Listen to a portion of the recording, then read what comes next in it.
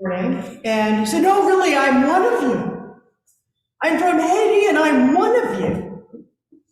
And I, by this point, was a little more engaged and was like, "Hi," and she continued. He said, "I come with Marguerite all the time." And so we both realized when we came in, we both said Merry Christmas, and he seemed very festive, and his car kind of limped out the parking lot, and he seemed just so happy to let us know he was one of us, that this was his place too. And he said, "I'm from Haiti, and I'm really one of you." And I was, first of all, very glad Kirsten had engaged him enough so that we had this whole story, because I was still asleep.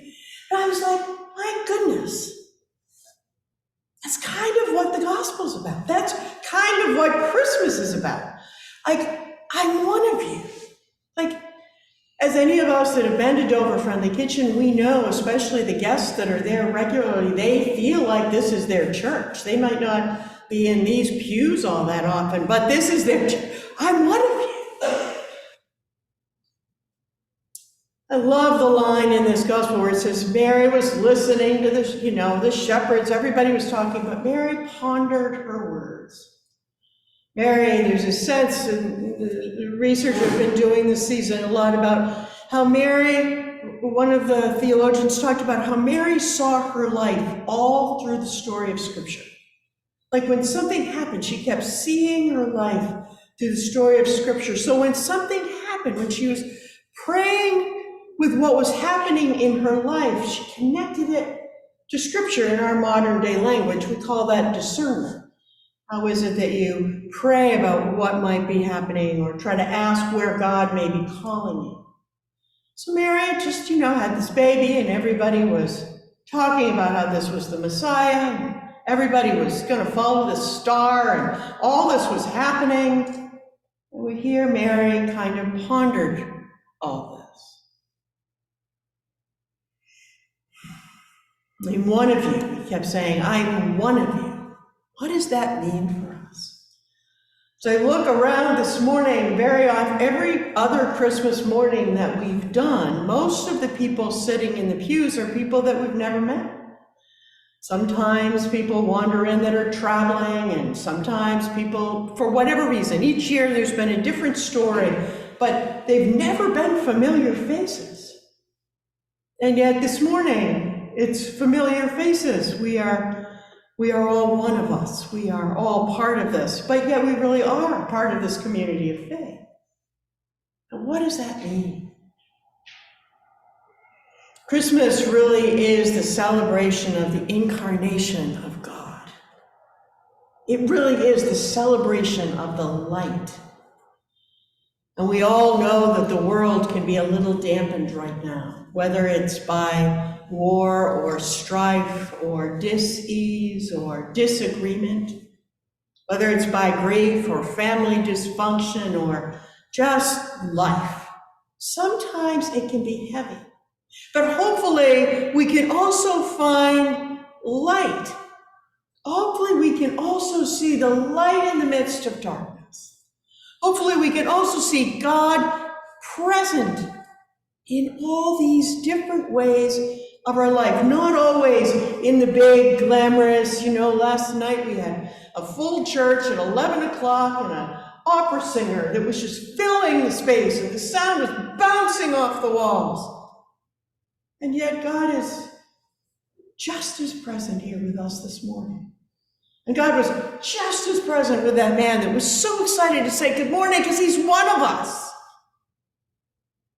Maybe God is present at home in your pajamas. Maybe God is present.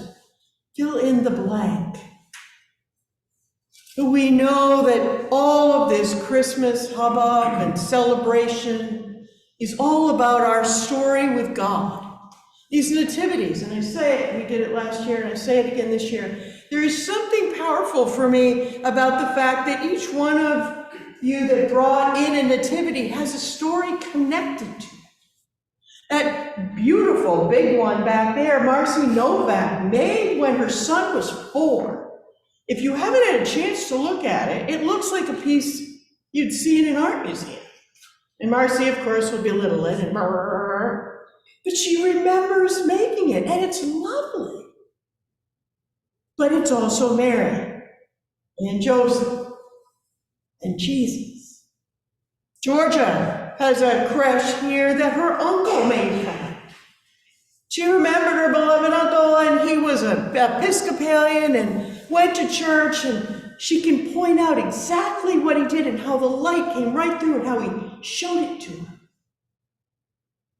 And Ann Drysdale's granddaughter, Lil, who is turning into super Sunday school teacher and is taking it very seriously, and she is absolutely adorable, brought her own nativity set over there and has it all set and turned baby Jesus over because Kirsten said you can't have Jesus. So I made sure last night that we turned baby Jesus right side up because Lil had plans last night and I just felt like Jesus needed to be turned around. They are all our stories. They are all our stories. And so as we gather here this morning, especially this morning as I look around, we are all part of this family. We're all in different places in our life. Some of us walk with grief. Some of us walk with contentment. Some of us walk with wondering. Some of us walk with light. We all walk with light, but we're all at different places in our path.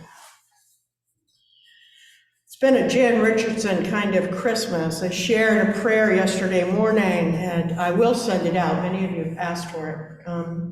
She is a wonderful writer. She is a retreat leader and from the United Methodist tradition, but she also does a lot with art.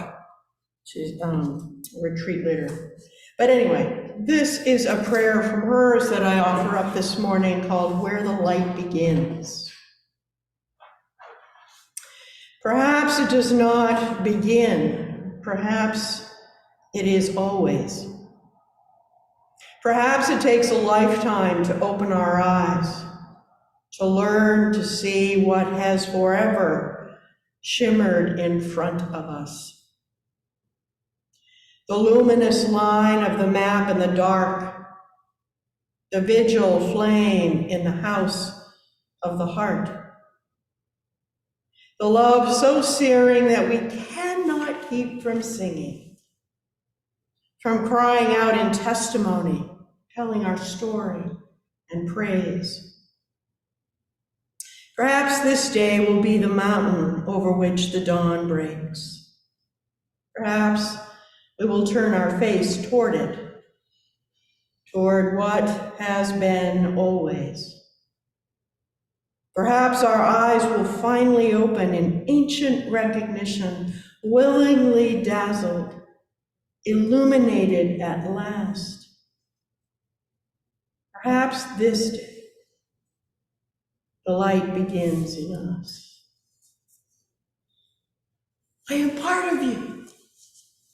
I am part